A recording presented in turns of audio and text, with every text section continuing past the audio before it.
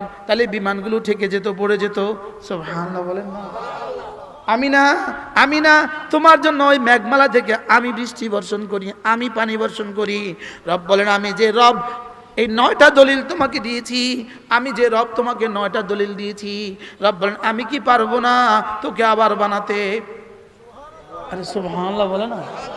আমি কি পারবো না তোকে আমার বানাতে? বলেন বলেন বলেন।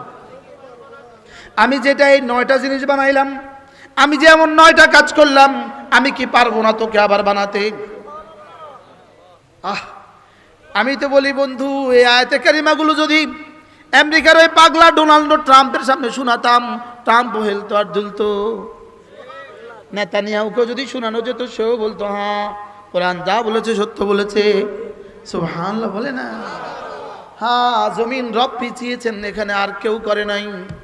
জমিন রব বিছিয়েছেন, এখানে আর কেউ করে নাই। পাহাড় রব পেরেক ঠুকেছেন, এখানে আর কেউ বানায় নাই।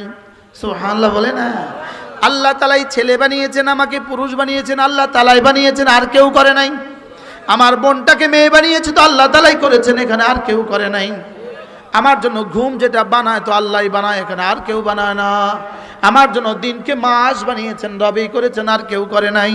সুবহানাল্লাহ বলে না। আমার মাথার উপরে 7টা আসমান তিনি বিছিয়েছেন, তিনি ভাসিয়েছেন, আর কেউ করে নাই। তিনি সূর্যকে আমার মাথার উপরে চারাক দিয়েছেন, আর কেউ করে নাই। সুবহানাল্লাহ বলে না।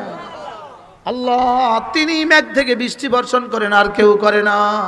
হযরত মাওলানা হাবিবুল্লাহ মেজবা বলতেন, যদি মেঘের ক্ষমতা দুনিয়ার কোনো ক্ষমতাধরদেরকে দিয়ে দিত, তাহলে এরা বাংলাদেশে 1 ফোঁটা বৃষ্টিও দিত না,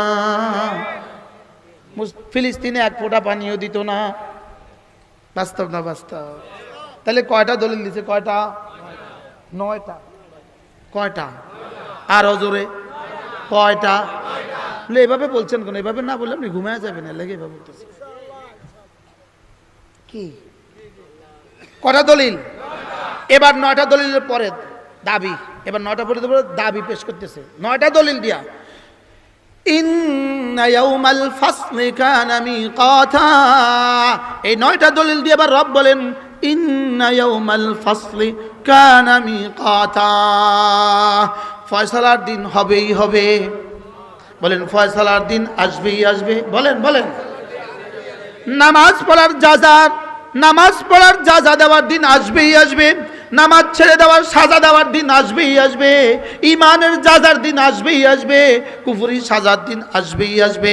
ইমানের যাজার দিন আসবেই আসবে, কুফরি সাজার দিন আসবেই আসবে।